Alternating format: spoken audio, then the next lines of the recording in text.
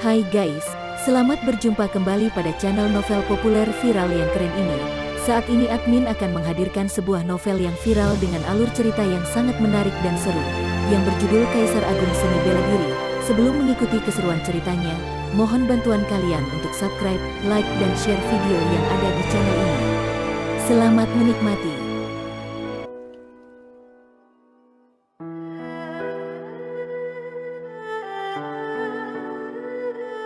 Kaisar Agung Seni Bela Diri, bab 140. Surah, di lantai 2 restoran, banyak orang saling memandang. Mereka belum pernah mendengar nama seperti itu sebelumnya. Ada beberapa orang yang memiliki pengetahuan luas mengedipkan matanya. Mereka pernah mendengar seluruh rumor yang mengatakan tentang hubungan Surah dan Luo Xiu. Heh, kamu hanya orang yang tidak dikenal. Apa kamu berani mengatakan asal-usul perguruanmu? Kedua pelayan itu menunjukkan ekspresi menghina. Serikat berburu, Luo Xiu berkata dengan datar, lalu mengeluarkan lencana berburu miliknya. Konyol, hampir sebagian dari kultivator seni bela diri di dunia memiliki nama di serikat berburu. Apakah kamu mengira kamu adalah anggota berbakat dari serikat berburu? Kedua pelayan itu mencibir. Salah satu pelayan mengeluarkan sebuah lencana berburu bintang 3, lalu berkata sambil menyeringai, aku juga bisa bilang bahwa aku adalah anggota dari serikat berburu. Jika sesuai dengan perkataanmu itu, apa aku juga anggota dari Persatuan Master Pil Pemurnian? Luo Xiu tidak berpikir seperti itu. Raut wajahnya tampak tenang, lalu dia mengeluarkan lencana ahli pemurnian pil level keempat dan mengenakannya di dadanya. Seorang ahli pemurnian pil level keempat, saat melihat lencana itu, seruan mulai terdengar di lantai 2 restoran. Lencana ahli pemurnian pil level keempat jauh lebih berharga dibandingkan lencana berburu bintang 4. Hehe, menarik. Wanita bercadar itu tiba-tiba tertawa dan suaranya terdengar sangat merdu. Tidak disangka, tempat kecil seperti negara bagian tanah langit ini memiliki seorang jenius seperti Tuan Muda.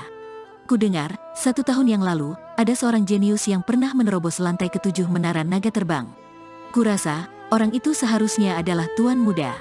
Saat berbicara, wanita bercadar itu memandang Luo Xiu dan berkata, akan tetapi, Tuan Muda sudah menyinggung orang dari Istana Ungu. Kamu harus berhati-hati. Setelah mendengar ucapannya, Luo Xiu tampak sedikit terkejut. Kamu bukan dari Istana Ungu? Kedua pelayan muda itu mengaku berasal dari Istana Ungu.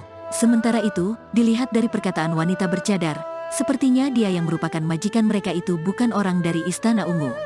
Mereka memang dari Istana Ungu, tetapi aku bukan, kata wanita bercadar itu dengan perlahan tanpa menjelaskan lebih banyak.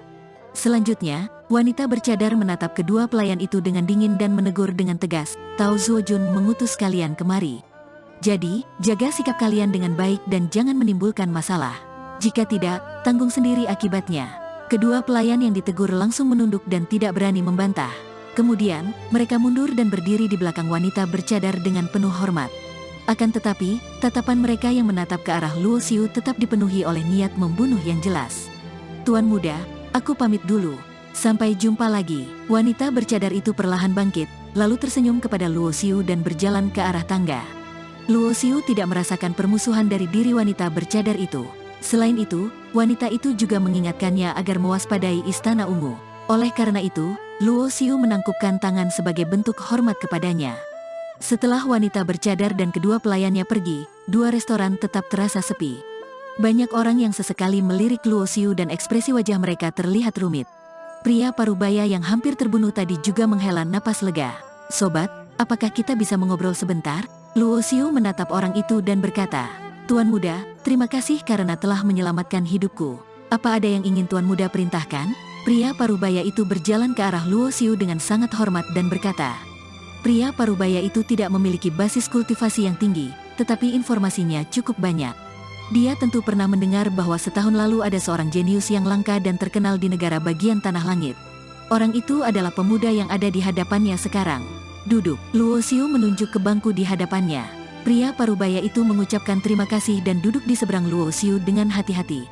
Barusan aku mendengar kamu bercerita tentang kejadian 300 tahun yang lalu. Tuan Muda Istana Ungu dengan istri dari mantan kepala keluarga dari keluarga Yan. Aku ingin tahu bagaimana akhirnya?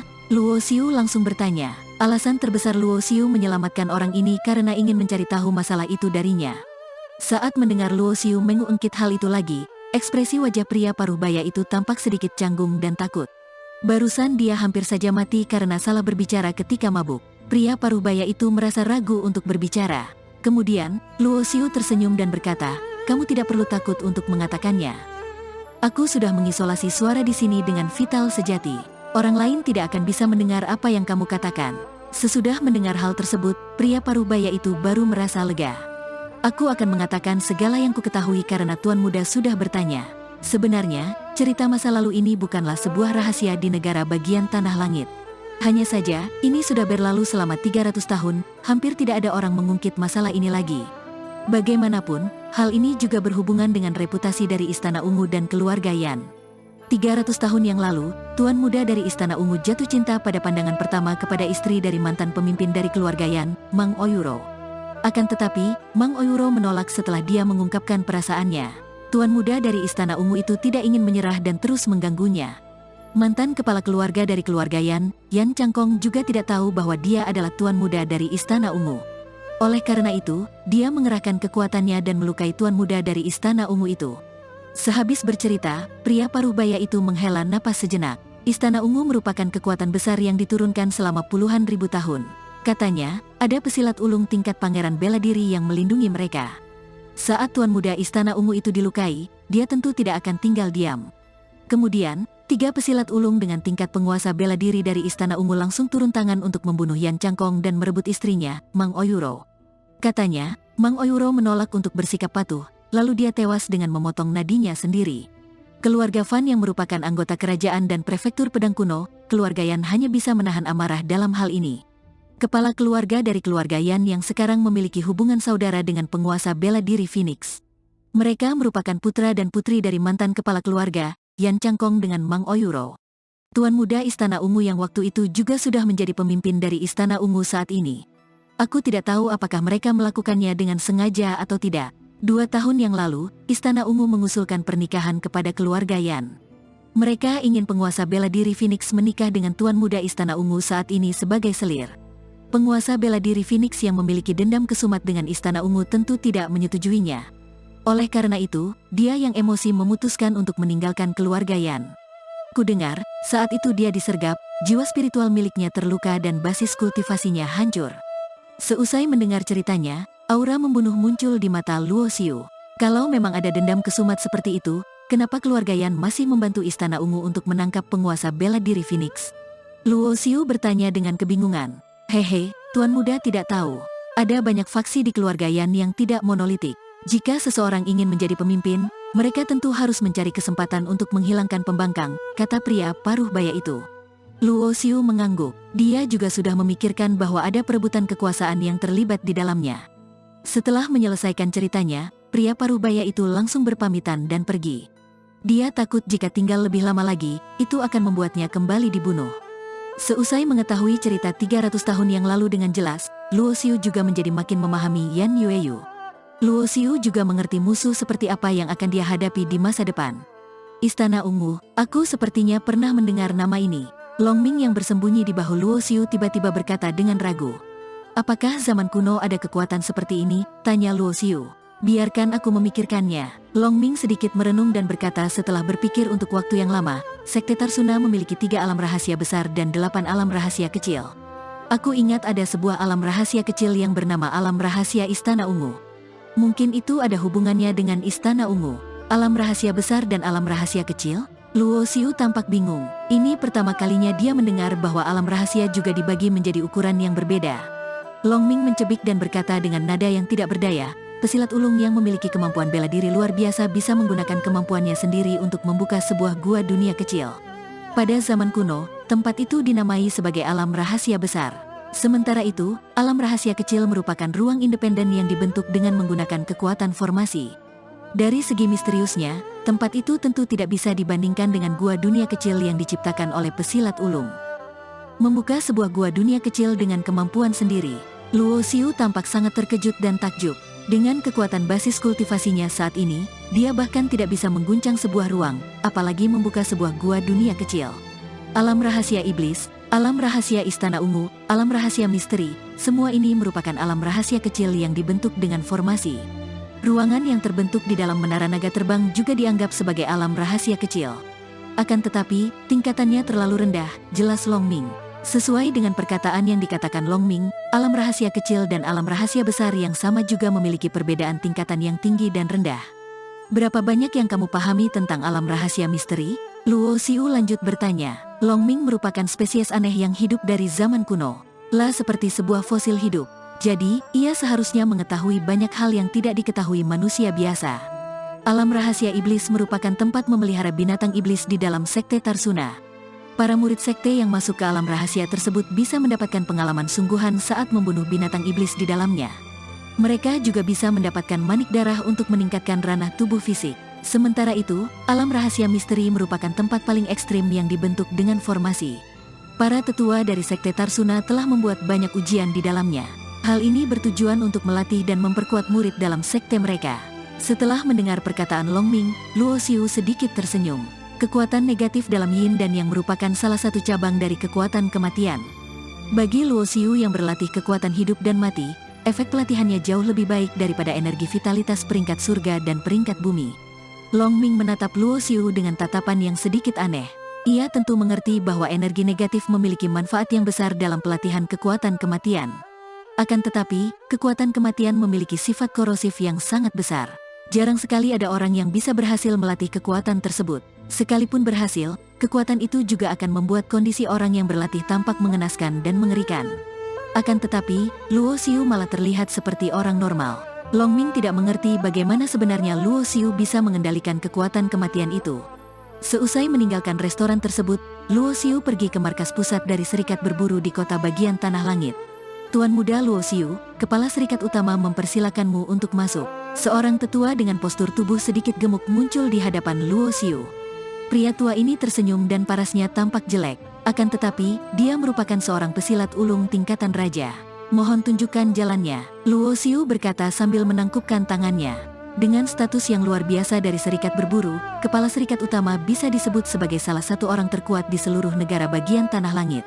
Luo Xiu tidak terkejut karena kepala serikat utama ingin bertemu dengannya. Bagaimanapun, Luo Xiu benar-benar telah membuat banyak kehebohan di negara bagian Tanah Langit dalam setahun terakhir ini. Memang dikatakan bahwa orang yang berbakat sangat mudah membuat orang merasa cemburu. Akan tetapi, jika orang itu mampu mengadang badai yang besar, dia akan tumbuh menjadi seseorang yang sangat hebat dan memimpin semua orang. Saat ini, keadaan Yan Yueyu belum diketahui, hidup dan matinya juga belum jelas. Demi bisa segera membantunya, Luo Xiu hanya bisa mengambil risiko. Kepala serikat utama merupakan seorang pria parubaya dengan postur tubuh yang kurus. Dia memakai sebuah jubah panjang yang longgar dan sedang duduk di ruang kerja sambil menikmati teh. Ketika Luo Xiu masuk, dia mendongak dan tersenyum. Oyan Hong memang tidak salah menilai. Dia telah menemukan sebuah bibit yang bagus. Aku memberi salam kepada kepala serikat utama. Luo Xiu membungkuk dan memberi hormat. Meskipun kepala serikat utama ini tidak memberikan aura dan tekanan apapun, Luo Xiu tahu betul bahwa dia adalah seorang pesilat ulung tingkatan penguasa yang berdiri di paling puncak negara bagian Tanah Langit. Negara bagian Tanah Langit memiliki 10 penguasa bela diri. Namun, ini bukan berarti hanya ada 10 penguasa bela diri, melainkan 10 penguasa bela diri ini merupakan perwakilan dari kekuatan terhebat. Kepala serikat utama dari serikat berburu ini adalah penguasa bela diri Yuan Cheng peringkat pertama yang berada dalam 10 penguasa bela diri teratas. Yan Yueyu memiliki panggilan sebagai penguasa bela diri Phoenix. Dalam 10 penguasa bela diri teratas, dia berada dalam peringkat terakhir dan kehebatannya masih jauh dari penguasa bela diri Yuan Cheng. Duduk, penguasa bela diri Yuan Cheng melambaikan tangannya dengan santai. Luo Xiu mengucapkan terima kasih dan duduk. Berdasarkan informasi yang kamu tulis dalam serikat, saat ini kamu baru berusia 16 tahun, ujar penguasa bela diri Yuan Cheng sambil tersenyum. Kamu sudah mencapai level kelima tingkatan pemurnian ilahi di usia 16 tahun. Kamu bisa mendapatkan penilaian jenius peringkat ke-8 level menengah di dalam serikat. Jika ditambah dengan kemampuanmu sebagai master formasi tingkat keempat dan ahli pemurnian pil level keempat, aku bisa memberikanmu penilaian jenius peringkat ke-8 level lanjutan. Penguasa bela diri Yuan Cheng sedikit tersenyum. Jika kamu bisa mencapai tingkatan raja sebelum berusia 20 tahun atau menjadi penyihir formasi tingkat kelima atau ahli pemurnian pil level kelima, penilaianmu akan meningkat menjadi jenius peringkat surga level rendah. Anggota berbakat dalam peringkat ke-8 ke atas bisa memiliki otoritas khusus dalam serikat. Saat berbicara, penguasa bela diri Yuan Cheng mengambil sebuah slip giok yang ada di meja di depannya, lalu melemparkannya kepada Luo Xiu. Luo Xiu mengulurkan tangan dan menangkapnya. Kemudian, dia memasukkan indera spiritual ke dalam slip giok tersebut. Sesuai dengan catatan di dalam slip giok itu, jenius peringkat kuning yang ada dalam peringkat kegelapan ke bawah di serikat seharusnya setara dengan murid non-inti dan tidak akan dihargai. Sementara itu, begitu penilaian peringkat jenius bisa mencapai peringkat kegelapan maka itu akan setara dengan murid inti dari sebuah sekte. Dia bisa mendapatkan sumber daya pelatihan dan perlindungan dari serikat. Misalkan sebuah pil pemurnian esensi yang bisa membuat tingkatan pemurnian ilahi meningkatkan basis kultivasi untuk menerobos alam kecil biasanya dijual di pasar dengan harga 5.000 batu vitalitas. Akan tetapi, dengan mengandalkan otoritas jenius peringkat kegelapan level lanjutan, Luoxiu bisa membelinya dengan setengah harga dan hanya membutuhkan 2.500 batu vitalitas. Selain itu, serikat juga menyediakan beragam jenis bela diri, pil, formasi, ramuan spiritual, senjata perang, baju perang untuk jenius peringkat kegelapan ke atas. Mereka bisa membeli semuanya dengan harga terendah dalam serikat.